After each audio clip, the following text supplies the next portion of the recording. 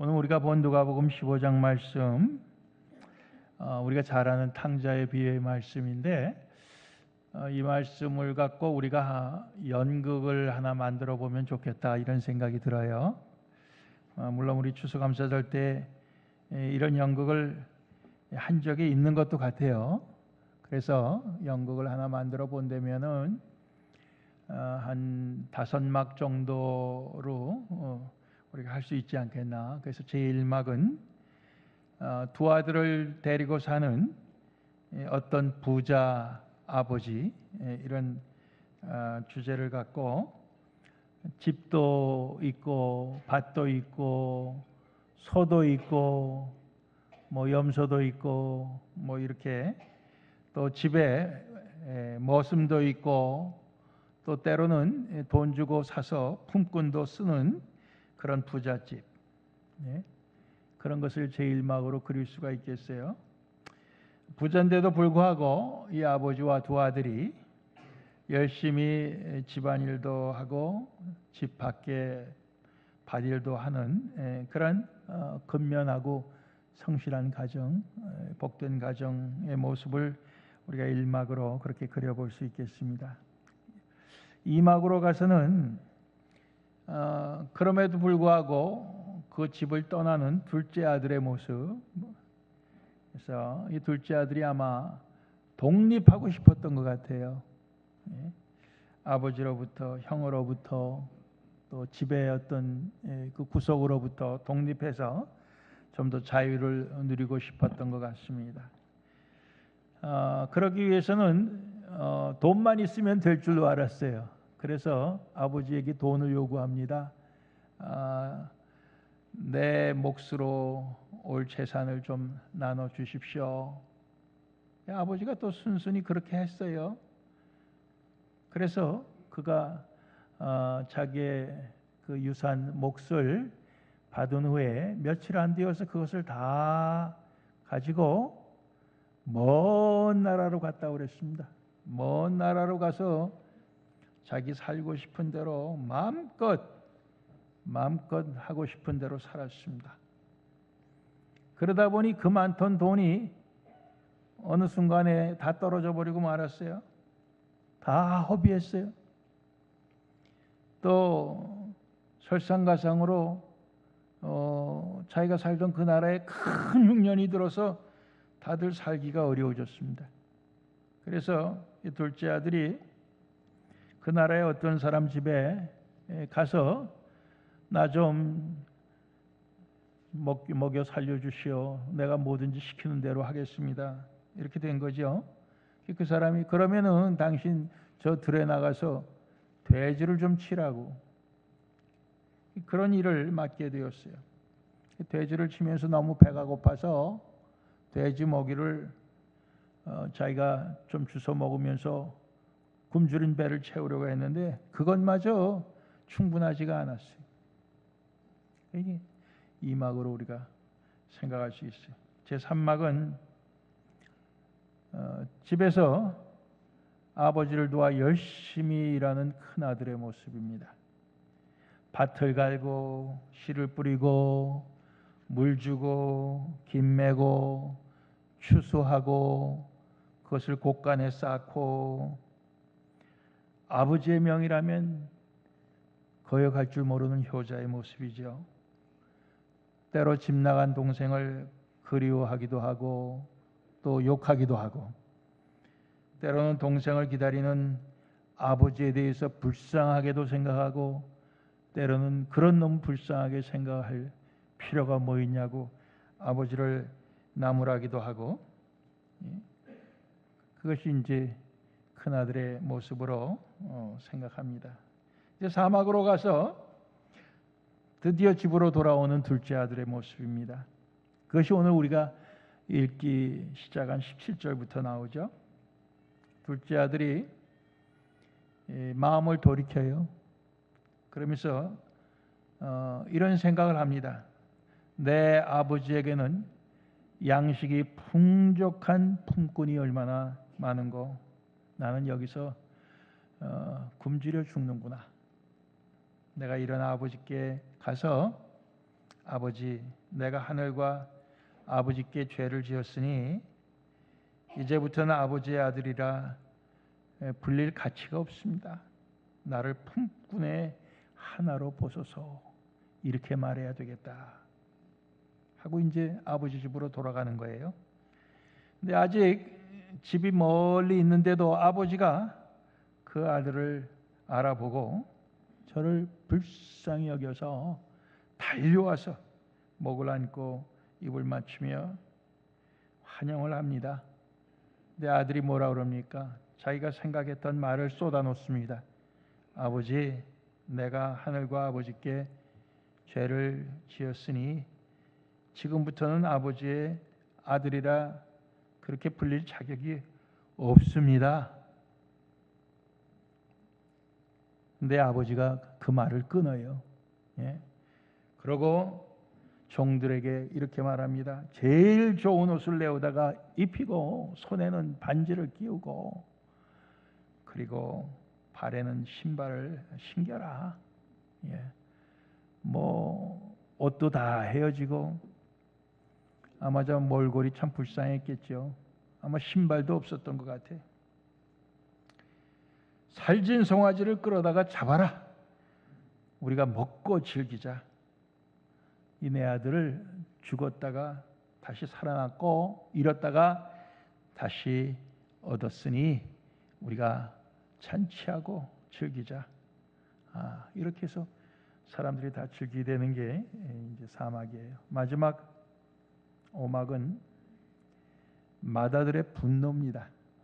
마다들의 분노. 마다들이 밭에 있다가 돌아왔어요.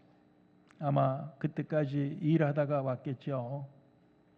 집에 가까이 오니까 뭐 노랫소리 들리고 춤추는 소리 들리는데 도대체 이게 무슨 이유냐 지나가는 종을 붙들고 물어보니까 당신의 동생이 돌아와서 당신의 아버지가 그가 무사히 돌아온 것을 기뻐해서 살진 송아지를 잡았습니다. 그랬더니 저가 분노하는 거예요. 그래갖고는 집 안에 안 들어가고 밖에서 버티는입니다. 예? 시위를 하는 거죠. 자기가 화났다는 것을. 그 얘기를 듣고 아버지가 나와요. 나와서 들어가자고 권합니다.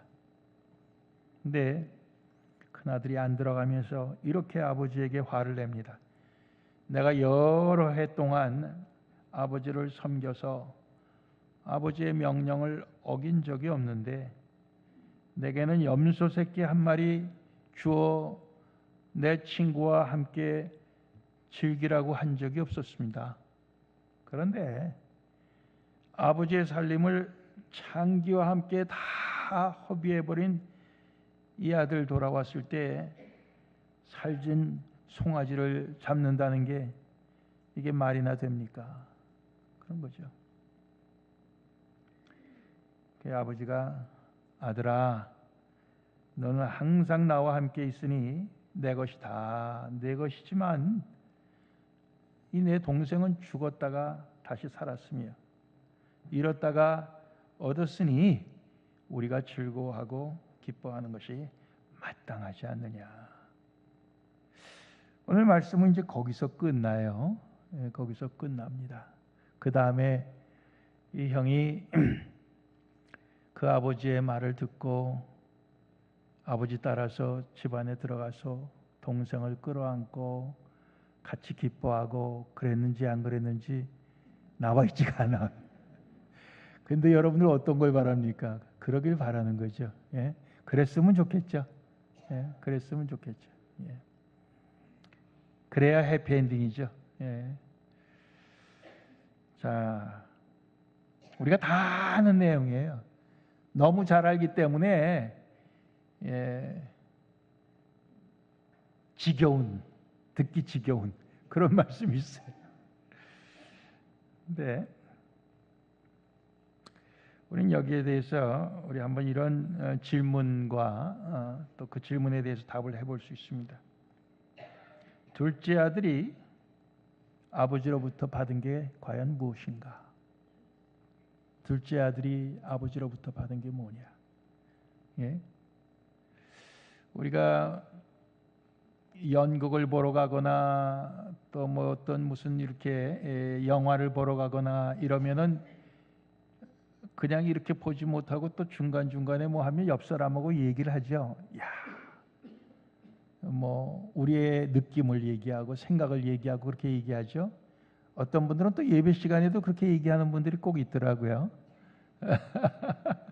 우리 교회 분들은 별로 많이 안 하는데 여러분들에게 그런 할 수 있도록 그렇게 기회를 주면 여러분들 이런 연극을 보고 어떤 말씀을 서로 나눌 수가 있겠어요. 예. 근데 그 주제가 둘째 아들이 과연 무엇을 얻었느냐. 오늘 말씀 속에 나오는 것은 아버지의 환대를 얻었습니다. 그렇죠? 아버지의 환대. 그리고 좋은 옷을 얻었어요. 반지를 얻었어요. 아마 금반지 같아. 예. 또 좋은 신발도 얻었어요. 그동안 돼지 고기도 제대로 먹지 못했는데 예, 아주 송아지 요리로 실컷 배 터지게 먹었어요. 예, 아버지로부터 얻은 게. 근데 그게 답니까? 그게 다 아니죠. 우리가 그가 아버지께 돌아오면서 그의 마음속에 작정한 그 내용 중에 내가 아들이라고 불릴 자격이 없습니다. 예. 내 그런 가치가 없습니다. 나를 품꾼의 하나로 봐주십시오. 이렇게 내가 아버지에게 말씀드려야 되겠다. 그러고 오지 않습니까? 근데 아버지가 자기가 그 말 하기도 전에 아버지는 그를 죽었다가 산 아들로, 잃었다가 찾은 아들로 맞이하는 것을 볼 수 있어요. 둘째 아들이 얻은 것은 뭐 송아지 요리나 뭐 금반지나 옷에 그치는 게 아니라 아들의 자격을 다시 얻은 것입니다. 그렇죠? 아들의 자격을 다시 얻었어요. 예. 이게 제일 큰 거죠. 예. 그날 하루 그런 환대를 받고 야, 하룻밤 생각해 보니까 너 잘못한 거 정말 정신 차렸니? 뭐 이러면서 하나하나 따지면 어떻게 되겠어요? 괴롭죠. 그게 아니고 아들의 자격을 다시 돌려받은 겁니다. 또 그것을 다른 말로 표현하면 아버지를 다시 얻은 것입니다. 그렇죠? 아버지를 다시 얻은 거예요. 이 아들이. 우리의 인생 경험 속에서 이런 둘째 아들과 같이 아들의 자격을 다시 얻거나 아버지를 다시 얻은 그런 경험들이 여러분들 있습니까? 예. 굉장히 귀한 경험에 굉장히 귀한 경험인데 이런 경험이 참 우리 가운데 사실 있으면 좋은 거죠. 예. 자, 그러면 이번에는 이 맏아들 첫째는 무엇을 얻었나? 이렇게 또 생각을 한번 해봅시다. 둘째가 잘한 거 하나도 없는데 아버지의 사랑을 그렇게 끔찍이 받는 것을 보고 그 큰아들의 그 분노, 그 원망, 염소 새끼 한 마리 자기한테 준 적이 없다는 그 원망, 예? 이 원망 속에 그는 자기가 아버지의 사랑을 받지 못했다. 예? 자기가 원하는 대로 염소 새끼 한 마리도 제대로 잡아먹을 수가 없었다.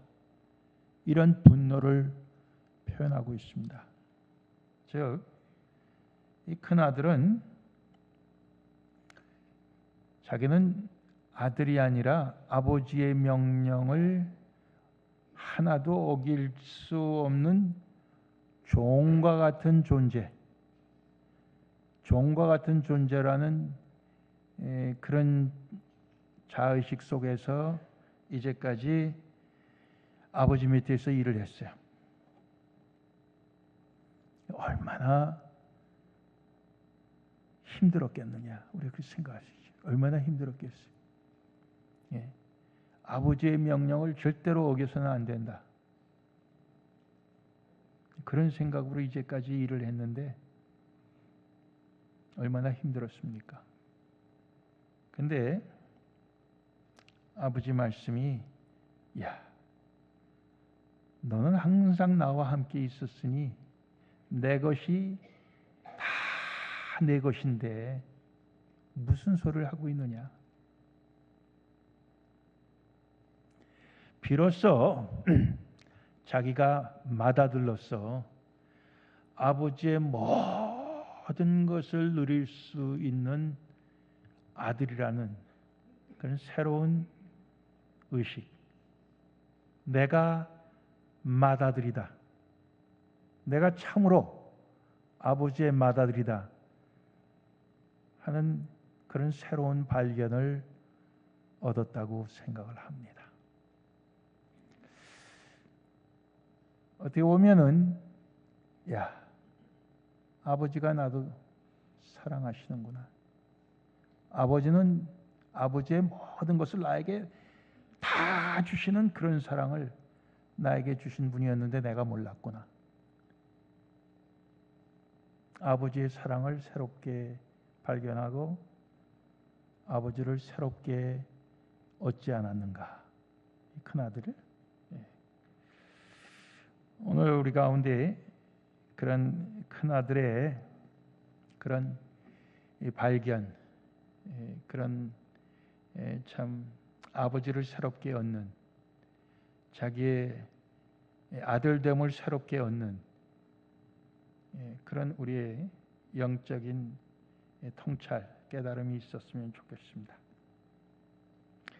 뭐 거기에서 끝나는 게 아니죠. 이제 둘째가 결국 아버지를 얻음으로써 그는 아버지만 얻은 게 아니라 형도 얻게 되었죠. 또 맏아들은 아버지만 얻은 게 아니라 그도 동생을 얻게 되었죠. 그리고 아버지를 포함해 모든 우리 여기에 형이나 동생은 결국 그들이 무엇을 얻었습니까? 가족을 얻은 거예요. 가족을 얻었습니다. 자, 이제 마지막으로 우리가 또 이런 질문을 해봅니다. 과연 이제까지 내가 살면서 내가 하나님 아버지로부터 예수님을 통해서 무엇을 얻었는가? 우리는 무엇을 얻었는가? 나는 무엇을 얻었는가? 이제까지 우리가 신앙생활하면서 과연 내가 무엇을 얻었는가? 뭐 우리 눈에 보이는 뭐 여러 가지, 집도 있고 차도 있고, 또 돈도 있고, 뭐 여러 가지 우리 뭐 얻지 않은 게 하나도 없죠. 다 우리가 열거할 수 있지만은 과연 내가 아버지를 얻었는가? 내가 하나님 아버지를 얻었는가? 오늘 우리 말씀이 우리에게 질문하는 것입니다. 나는 아버지를 얻었는가? 내가 아버지를 얻었다면 이제 내가 형님도 얻었고 동생도 얻었는가? 다시 말해서 내가 내 가족을 다시 찾았는가? 내 가족의 사랑을 다시 찾았는가? 그것이 오늘 말씀이 우리에게 주는 교훈입니다. 우리가 신앙생활을 하면서 우리 대부분 사실 이 아버지를 잊어버리고 또는 아버지를 잃어버리고 우리가 그렇게 살아가기 참 쉽죠. 그게 어떤 모습으로 나옵니까? 둘째 아들처럼 독립하겠다 떠나서 자기 마음대로 사는 모습으로도 나오지만은, 그러나 적어도 오늘 이렇게 주님 앞에 나와서 예배드리는 분들 가운데는 그런 모습보다는 큰아들 모습처럼 아버지가 하라 그러니 내가 합니다 하면서 열심히 하는데 아버지 사랑에 대해서 내가 느끼지 못하고 감사하지 못하고 일하는데도 기쁨으로 하지 못하고, 그 다음에 집을 뛰쳐나간 둘째에 대해서는 또 우리가 참 그를 찾으려고 하는 마음도 없고, 우리가 그렇게 우리 소위 신앙생활이라는 것을 우리가 매일매일 반복하고 있는 것이 아니냐, 이런 생각을 해봅니다. 오늘 이 말씀 앞부분에 나오는 두 가지 비유는, 첫 번째 나오는 것은 100마리의 양 중에 한 마리를 잃은 사람이 그 양 한 마리를 찾기 위해서 찾기까지 애를 쓰다가 찾아서 기뻐 돌아와 갖고 잔치를 하는.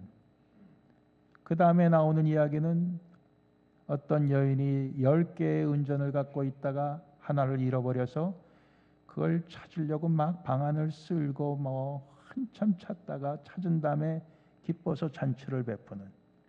그러면서 그 뒤에 나오는 말씀은 이와 같이 천국에서는 의인보다도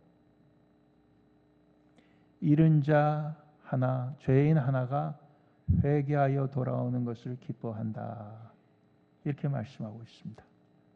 근데 우리는 사실 죄인 하나가 회개하고 돌아오는 것을 기뻐하기보다는 우리끼리 기뻐하고 우리끼리 사랑하고 우리라고 거어놓은 그 선 밖에 있는 사람들에 대해서는 우리는 집 나간 작은 아들처럼 그렇게 우리가 함부로 대하고 비판하고 우리 그러면서 우리의 신앙생활을 하는 것이 아니겠느냐. 결국 잃은 자가 회개하고 죄인이 회개하고 돌아와서 다시 가족이 되는 것에 대한 이런 그 아버지의 마음 우리가 이해하고 그 아버지를 우리가 다시 되찾기 전에는 우리는 이 교회라는 걸 통해서 계속해서 신앙생활을 해도 어떻게 보면은 아버지와는 관계가 없는, 동생과는 관계가 없는 나만의 의로움, 나만의 공로, 여기에 그냥 우리는 도취되어서 신앙생활을 해나가는 것이 아니겠느냐 할 때 과연 그것이 누구에게 유익이 되겠느냐. 물론 동생에게 유익이 안 되죠. 그러면 나에게 유익이 되겠느냐? 나 자신에게도 유익이 안 되죠. 하나님께 유익이 되겠느냐? 하나님께도 유익이 안 되죠. 그러니까 그런 교회들이 결국은 이 지구상에서는 사라져 버려야 되는 거죠. 요즘 교회들이 점점 사라져 버리잖아요. 문을 닫게 되잖아요.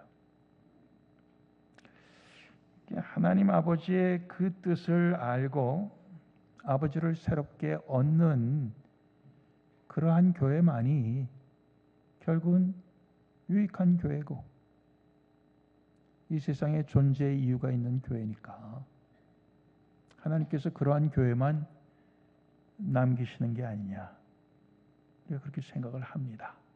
그래서 오늘 우리가 잘 아는 말씀이지만 이 말씀 속에서 우리가 과연 아버지를 얻었습니까?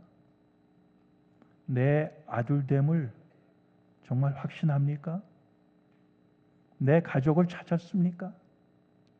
미워하던 내 가족들을 이제 사랑하게 되었습니까? 우리 여기에 대해서 올바른 대답을 할 수 있으면 좋겠습니다. 기도하시겠습니다.